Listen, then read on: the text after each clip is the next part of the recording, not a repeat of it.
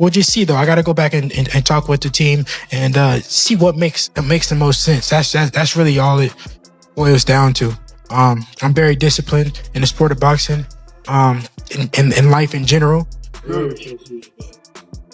It's getting to that point, but if it makes sense, it makes sense. The numbers, I know when the numbers come out, the numbers did very well. The gate did very well. I proved that I'm a draw in the sport of boxing. I proved that the people want to see me. They come out, they support.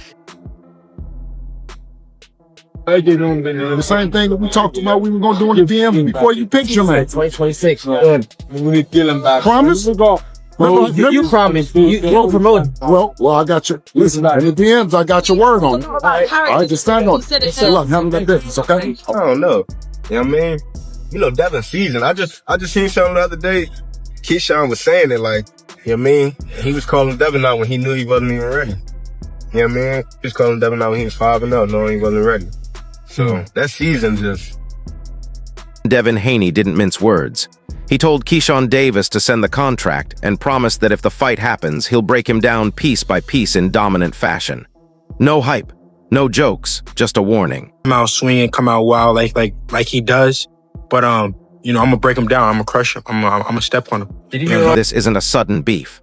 The rivalry between Devin Haney and Keyshawn Davis has been simmering for years, built on pride, ego, and two fighters who truly believe they're better than the other. I was around Shakur as an amateur and shit. So Shakur introduced me to Floyd, Devin Haney, all that type of shit. So there's a hell of times around Devin Haney and we 24 fitness playing basketball, regular shit before niggas became celebrities type shit. Or just who we are today. And it just never showed, it never even looked me in my eyes. It never showed me respect. Like it never, Shakur always like, yo, this nigga Keyshawn, this, that, third. He be like, for real? That nigga still a kid. Like, he just never gave me my respect. He sons you. You know what I'm saying? So it's like, nigga, you know goddamn well, now I'm here, nigga.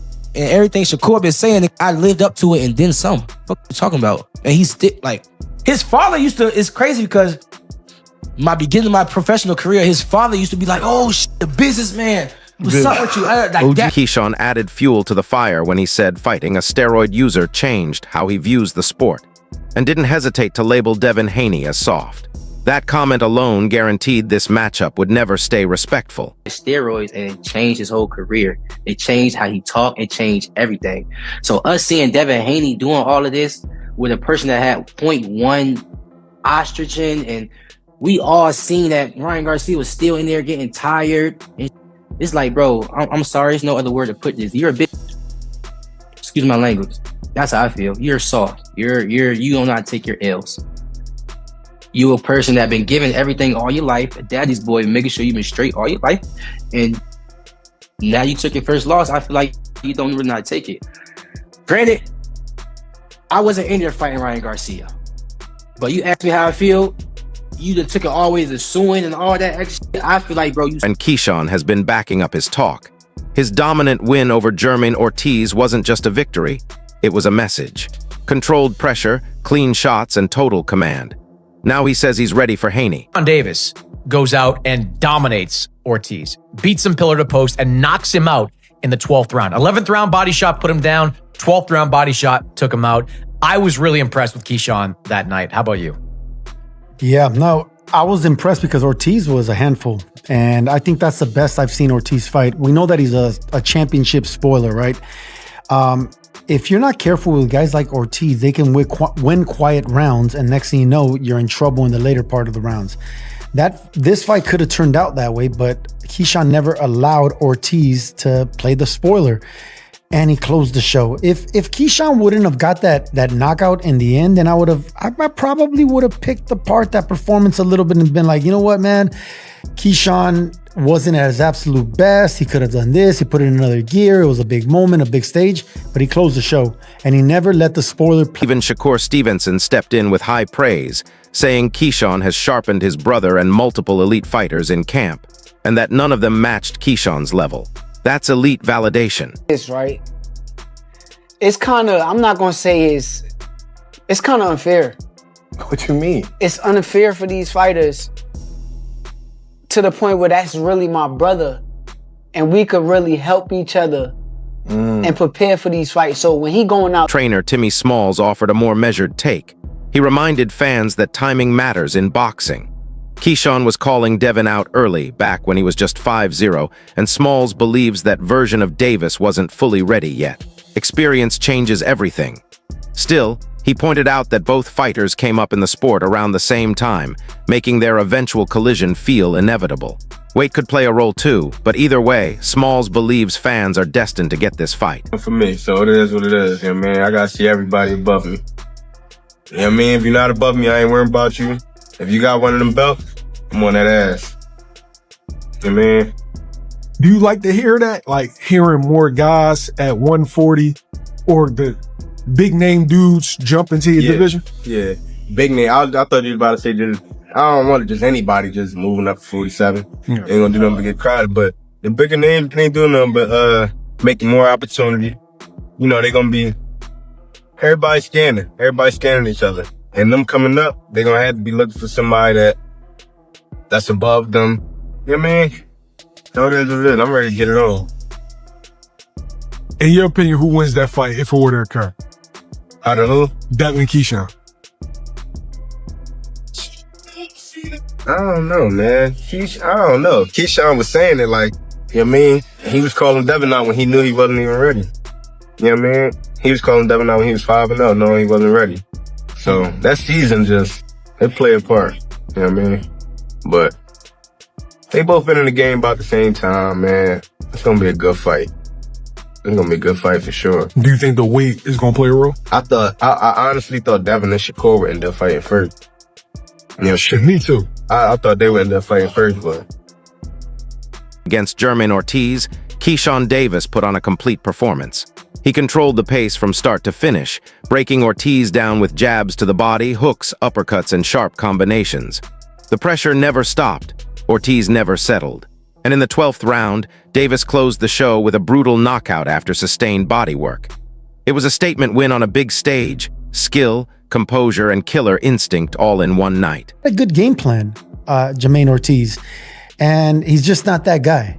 He's come up short now 3 times on the biggest stage possible. No shame losing to Loma, Lopez, and Keyshawn. But when you're getting knocked out in the last round, that's when you start questioning your stance in the top of the game. But that's credit Keyshawn, man. He closed the show and he looked incredible. I thought Keyshawn was really good.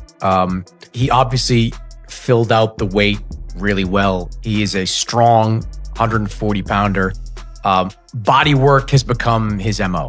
You go back to the Dennis Baranchik fight, knocked down Baranchik, kind of went the same way. Knocked down Baranchik in the 3rd round with a body shot, knocked him out in the 4th round. This time was the 11th and the 12th round for Jermaine Ortiz. I would disagree with you that I didn't like Ortiz's game plan.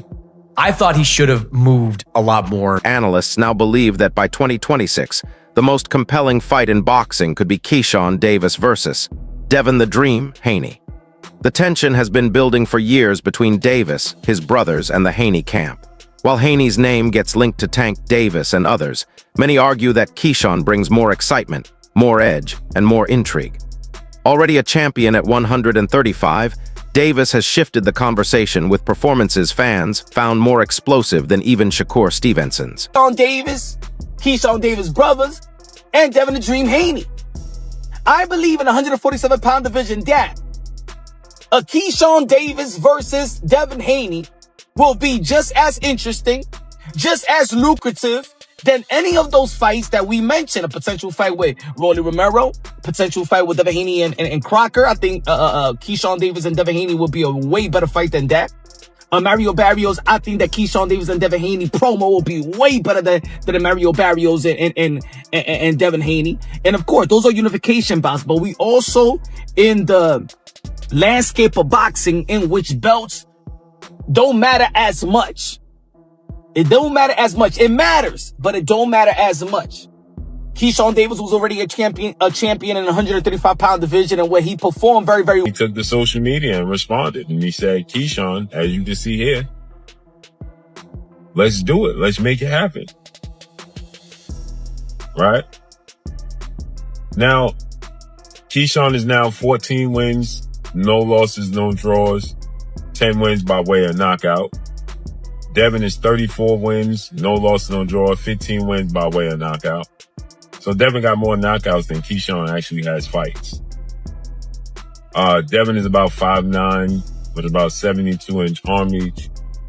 Keyshawn is about 5'8", with a 70-inch arm reach.